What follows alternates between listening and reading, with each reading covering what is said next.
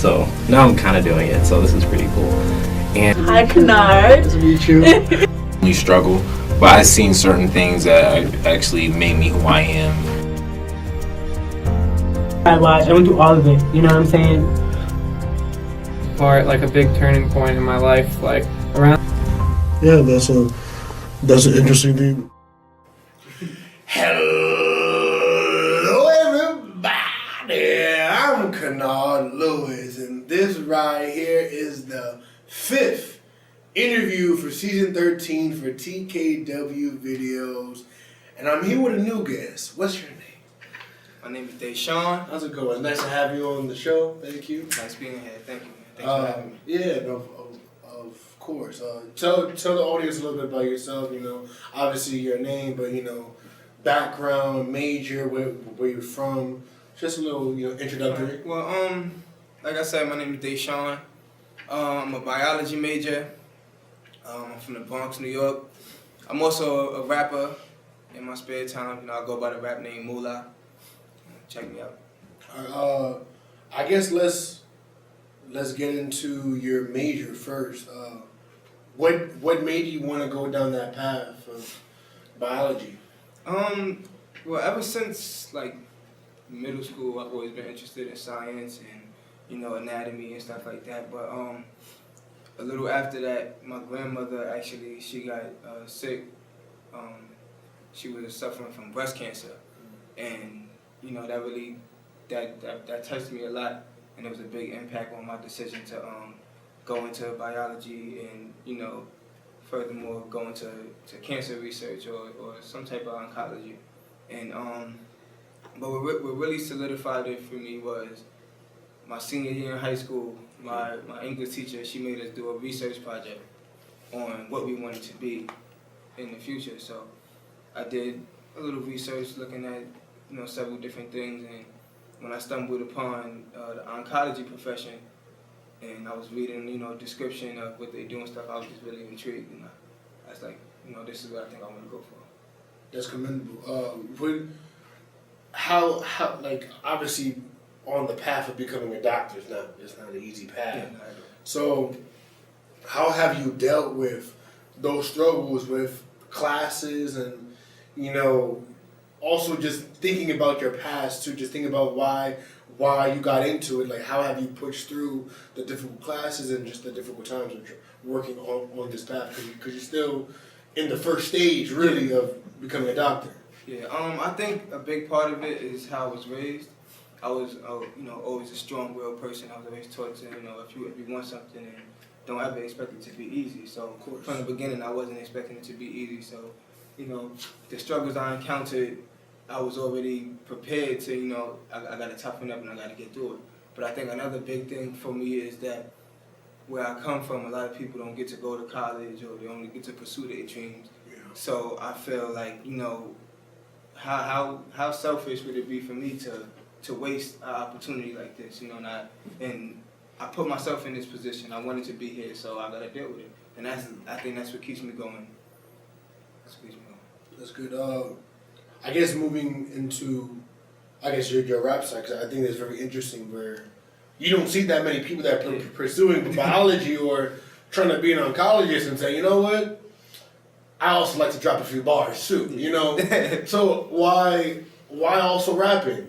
Well, I think rapping actually came a little before me wanting to be a doctor. In like elementary school, even in middle school, I used to write a lot of poetry. Okay. So I was always, a poetic person. And it's actually a funny story. A while ago, me and a group of my friends, we had this little thing where we made like two opposing groups, and we had a little fake rap beef. That's what's up. And we was making little rap battle. Yeah, a little rap beef. But we was actually making songs on the laptop, making diss tracks against each other. And it was then when I realized that it was just so innate for me to rap, and a lot of my friends were like, yo, I think we should take this serious. And I took those suggestions and I ran with them. And the more I started rapping and the longer I've been doing it, I started realizing how much I really love it and how good I am at it. So I decided to stick with it. Is there a reason, because you said that rapping came before wanting to pursue biology or just being a doctor per se. Is there a reason why you felt you needed to pull that back? Because was it more realism of just understanding that maybe rapping is not going to pay the bills, or is it more of just I don't just want to be looked at as a rapper because how I appear to people? I think it's a little of a combination of both. It's obviously if you do make it, you know, rapping can pay the bills. Yeah. But it's to me, it's about where my passion lies. You know, and you know, a lot of people say, "Oh, how are you gonna be a rapper and a doctor?" And you know, I feel like for me, I was never the one to you know want to put myself in a box. People didn't think light was possible until somebody discovered electricity. You know, so you can't say that because it hasn't been done before that nobody could do it. I feel like if I'm really passionate and I can make a way to do both if I really feel like it. So when I decided to go into biology and all of that, I didn't feel like it was necessary for me to stop rapping because that's something I love to do. And at the same time, you know, a stressful environment like what I'm in right now, you know, studying so much and all of that, rapping is also sort of my getaway. So, you know, that's my, you know, what do you like to do for fun? But to me, it's just, you know, it's more serious than just fun. Let's see, you mentioned earlier about how back at home, not many kids or people get to go to college. And, you know, you coming from the Bronx, you know, me coming from the Bronx too, we both realize how real that statement is. You know, so how would you say living in the Bronx built you to become the man that you are now or currently becoming? It's that environment, you know, if you're from any part of the city, then you understand what that environment is like. You know, it's a lot. Or just a hood. Yeah. If you're from any hood, any poverty type of environment, then you know what that's like. You know, you see a lot of drug addicts and a lot of alcoholics. You see a lot of people that's in their 40s and their 50s and they're not doing nothing with their life. And I was raised collectively by my grandparents and my mother and my godmother, and you know they all instilled in me that you know you gotta make something out of yourself. Don't just be out here putting your life to waste. You know, it's a blessing. My best friend, he died.